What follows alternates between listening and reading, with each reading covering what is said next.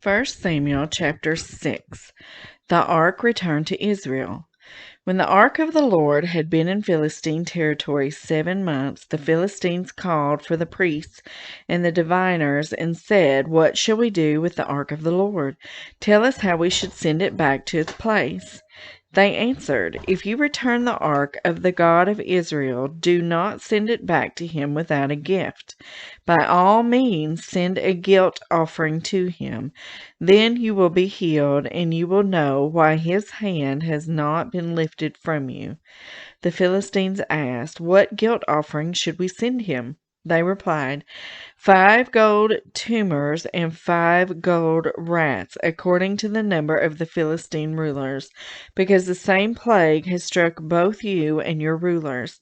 Make models of the tumors and of the rats that are destroying the country, and give glory to Israel's God. Perhaps he will lift his hand from you and your gods and your land. Why do you harden your hearts as the Egyptians and Pharaoh did? When Israel's God dealt harshly with them, did they not send the Israelites out so they could go on their way? Now then, get a new cart ready with 2 cows that have calved and have never been yoked. Hitch the cows to the cart, but take their calves away and pin them up. Take the ark of the Lord and put it on the cart, and in a chest beside it put the gold objects you are sending back to him as a guilt offering. Send it on its way, but keep watching it. If it goes up to its own territory toward Beth Shemesh, then the Lord has brought this great disaster on us. But if it does not, then we will know that it was not his hand that struck us, but that it happened to us by chance. So they did this. They took 2 such cows and hitched them to the cart and pinned up the calves. They placed the ark of the Lord on the cart, along with it the chest containing the gold rats and the models of the tumors. Then the cows went straight up toward Beth Shemesh, keeping on the road and lowing all the way. They did not turn to the right or to the left. The rulers of the Philistines followed them as far as the border of Beth Shemesh. Now the people of Beth Shemesh were harvesting their wheat in the valley, and when they looked up and saw the ark, they rejoiced at the sight. The cart came to the field of Joshua of Beth Shemesh, and there it stopped beside a large rock. The people chopped up the wood of the cart and sacrificed the cows as a burnt offering to the Lord. The Levites took down the ark of the Lord together with the chest containing the gold objects and placed them on the large rock. On that day the people of Beth Shemesh offered burnt offerings and made sacrifices to the Lord. The 5 rulers of the Philistines saw all this and then returned that same day to Ekron. These are the gold tumors the Philistines sent as a guilt offering to the Lord, 1 each for Ashdod, Gaza, Ashkelon, Gath, and Ekron. And the number of the gold rats was according to the number of Philistine towns belonging to the 5 rulers, the fortified towns with their country villages.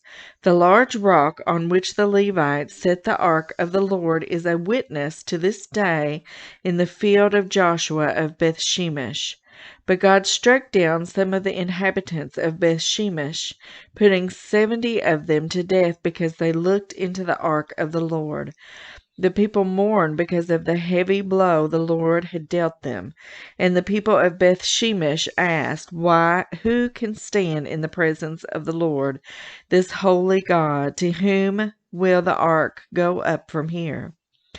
Then they sent messengers to the people of Kiriath Jearim, saying, "The Philistines have returned the ark of the Lord. Come down and take it up to your town." So the men of Kiriath Jearim came and took up the ark of the Lord.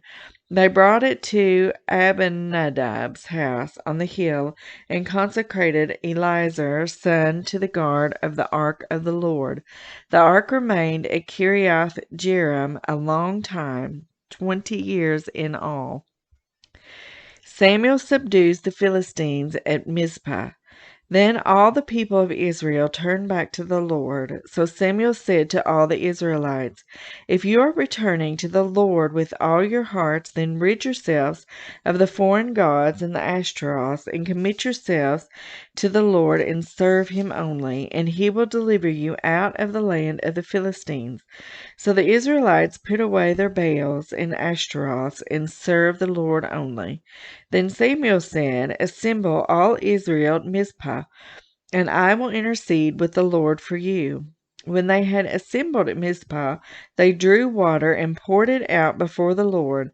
On that day they fasted, and there they confessed, "We have sinned against the Lord." Now Samuel was serving as leader of Israel at Mizpah. When the Philistines heard that Israel had assembled at Mizpah, the rulers of the Philistines came up to attack them. When the Israelites heard of it, they were afraid because of the Philistines. They said to Samuel, "Do not stop crying out to the Lord our God for us, that he may rescue us from the hand of the Philistines." Then Samuel took a suckling lamb and sacrificed it as a whole burnt offering to the Lord. He cried out to the Lord on Israel's behalf, and the Lord answered him. While Samuel was sacrificing the burnt offering, the Philistines drew near to engage Israel in battle. But that day the Lord thundered with loud thunder against the Philistines and threw them into such a panic that they were routed before the Israelites. The men of Israel rushed out of Mizpah and pursued the Philistines, slaughtering them along the way to a point below Bethkar. Then Samuel took a stone and set it up between Mizpah and Shin. He named it Ebenezer, saying, "Thus far the Lord has helped us." So the Philistines were subdued, and they stopped invading Israel's territory. Throughout Samuel's lifetime, the hand of the Lord was against the Philistines. The towns from Ekron to Gath, and that the Philistines had captured from Israel, were restored to Israel. And Israel delivered the neighboring territory from the hands of the Philistines, and there was peace between Israel and the Amorites. Samuel continued as Israel's leader all the days of his life. From year to year he went on a circuit from Bethel to Gilgal to Mizpah, judging Israel in all those places. But he always went back to Ramah, where his home was, and there he also held court for Israel, and he built an altar there to the Lord. Chapter 8. Israel asks for kings. When Samuel grew old, he appointed his sons as Israel's leaders. The name of his firstborn was Joel, and the name of his second was Abijah, and they served at Beersheba. But his sons did not follow his ways. They turned aside after dishonest gain and accepted bribes and perverted justice. So all the elders of Israel gathered together and came to Samuel at Ramah. They said to him, "You are old, and your sons do not follow your ways. Now appoint a king to lead us, such as all the other nations have." But when they said, "Give us a king to lead us," this displeased Samuel, so he prayed to the Lord, and the Lord told him, "Listen to all that the people are saying to you. It is not you they have rejected, but they have rejected me as their king, as they have done from the day I brought them up out of Egypt until this day, forsaking me and serving other gods. So they are doing to you. Now listen to them, but warn them solemnly, and let them know that the king who will reign over them will claim as his rights." Samuel told all the words of the Lord to the people who were asking him for a king. He said, "This is what the king who will reign over you will claim as his rights. He will take your sons and make them serve with his chariots and horses, and they will run in front of his chariots. Some he will assign to be commanders, and thousands and commanders of 50. Others to plow the ground and reap his harvest, and still others to make weapons of war and equipment for his chariots. He will take your daughters to be perfumers and cooks and bakers. He will take the best of your fields and vineyards and olive groves and give them to his attendants. He will take 1/10 of your grain and of your vintage and give it to his officials and his attendants. Your male and female servants and the best of your cattle and donkeys he will take for his own use. He will take 1/10 of your flocks, and you yourselves will become his slaves. When that day comes, you will cry out for relief from the king you have chosen, but the Lord will not answer you in that day." But the people refused to listen to Samuel. "No," they said, "we want a king over us. Then we will be like all the other nations, with a king to lead us and to go out before us and fight our battles."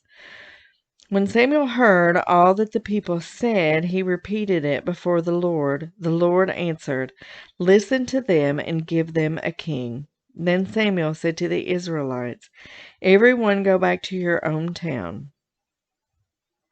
Chapter 9. Samuel anoints Saul. There was a Benjamite, a man of standing, whose name was Kish, son of Abiel, the son of Zerah, the son of Bechorath, the son of Aphiah of Benjamin. Kish had a son named Saul, as handsome a young man as could be found anywhere in Israel, and he was a head taller than anyone else. Now the donkeys belonging to Saul's father Kish were lost, and Kish said to his son Saul, "Take one of the servants with you and go and look for the donkeys."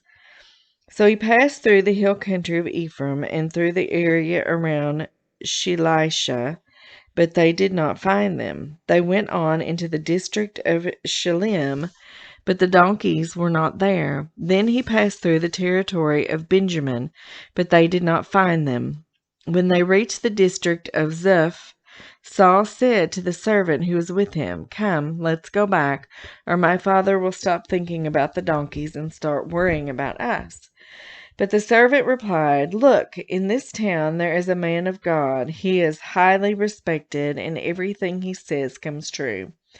Let's go there now. Perhaps he will tell us what way to take." Saul said to his servant, "If we go, what can we give the man? The food in our sacks is gone. We have no gift to take the man of God. What do we have?" The servant answered him again. "Look," he said, "I have 1/4 of a shekel of silver. I will give it to the man of God, so that he will tell us what way to take. Formerly in Israel, if someone went to inquire of God, they would say, 'Come, let us go to the seer,' because the prophet of today used to be called a seer." "Good," Saul said to his servant. "Come, let's go." So they set out for the town where the man of God was. As they were going up the hill to the town, they met some young women coming out to draw water, and they asked them, "Is the seer here?" "He is," they answered. "He's ahead of you. Hurry now. He has just come to our town today, for the people have a sacrifice at the high place. As soon as you enter the town, you will find him before he goes up to the high place to eat. The people will not begin eating until he comes, because he must bless the sacrifice. Afterward, those who are invited will eat. Go up now. You should find him about this time." They went up to the town, and as they were entering it, there was Samuel coming toward them on his way up to the high place.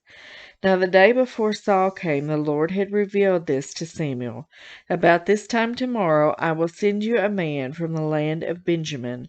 Anoint him ruler over my people Israel. He will deliver them from the hand of the Philistines. I have looked on my people, for their cry has reached me." When Samuel caught sight of Saul, the Lord said to him, "This is the man I spoke to you about. He will govern my people." Saul approached Samuel in the gateway and asked, "Would you please tell me where the seer's house is?" "I am the seer," Samuel replied.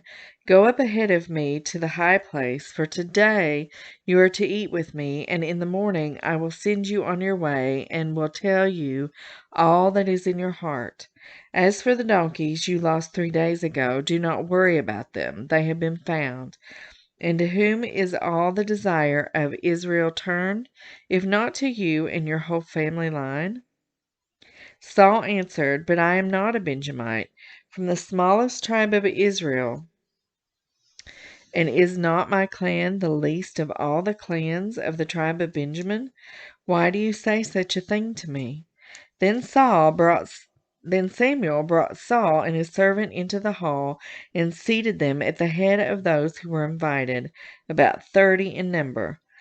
Samuel said to the cook, "Bring the piece of meat I gave you, the one I told you to lay aside." So the cook took up the thigh with what was on it and set it in front of Saul. Samuel said, "Here is what has been kept for you. Eat, because it was set aside for you for this occasion from the time I said, I have invited guests." And Saul dined with Samuel that day. After they came down from the high place to the town, Samuel talked with Saul on the roof of his house. They rose about daybreak, and Samuel called to Saul on the roof, "Get ready, and I will send you on your way." When Saul got ready, he and Samuel went outside together. As they were going down to the edge of the town, Samuel said to Saul, "Tell the servant to go on ahead of us." And the servant did so. "But you stay here for a while, so that I may give you a message from God." Chapter 10. Then Samuel took a flask of olive oil and poured it on Saul's head and kissed him, saying, "Has not the Lord anointed you ruler over his inheritance? When you leave me today, you will meet 2 men near Rachel's tomb in Zilzah, on the border of Benjamin. They will say to you, 'The donkeys you set out to look for have been found, and now your father has stopped thinking about them and is worried about you. He is asking, what shall I do about my son?' Then you will go on from there until you reach the great tree of Tabor. 3 men going up to worship God at Bethel will meet you there. One will be carrying 3 young goats, another 3 loaves of bread, and another a skin of wine. They will greet you and offer you 2 loaves of bread, which you will accept from them. After that you will go to Gilbeth of God, where there is a Philistine outpost. As you approach the town, you will meet a procession of prophets coming down from the high place with lyres, timbrels, pipes, and harps being played before them, and they will be prophesying. The Spirit of the Lord will come powerfully upon you, and you will prophesy with them, and you will be changed into a different person. Once these signs are fulfilled, do whatever your hand finds to do, for God is with you. Go down ahead of me to Gilgal. I will surely come down to you to sacrifice burnt offerings and fellowship offerings, but you must wait 7 days until I come to you and tell you what you are to do." Saul made king. As Saul turned to leave Samuel, God changed Saul's heart, and all these signs were fulfilled that day. When he and his servant arrived at Gibeath, a procession of prophets met him. The Spirit of God came powerfully upon him, and he joined in the prophesying. When all those who had formerly known him saw him prophesying with the prophets, they asked each other, "What is this that has happened to the son of Kish? Is Saul also among the prophets?" A man who lived there answered, "And who is their father?" So it became a saying, "Is Saul also among the prophets?" After Saul stopped prophesying, he went to the high place. Now Saul's uncle asked him and his servant, "Where have you been?" "Looking for the donkeys," he said. "But when we saw they were not to be found, we went to Samuel." Saul's uncle said, "Tell me what Samuel said to you." Saul replied, "He assured us that the donkeys had been found," but he did not tell his uncle what Samuel had said about the kingship. Samuel summoned the people of Israel to the Lord at Mizpah, and said to them, "This is what the Lord, the God of Israel, says. I brought Israel up out of Egypt, and I delivered you from the power of Egypt and all the kingdoms that oppressed you. But you have now rejected your God, who saves you out of all your disasters and calamities. And you have said, 'No, appoint a king over us.'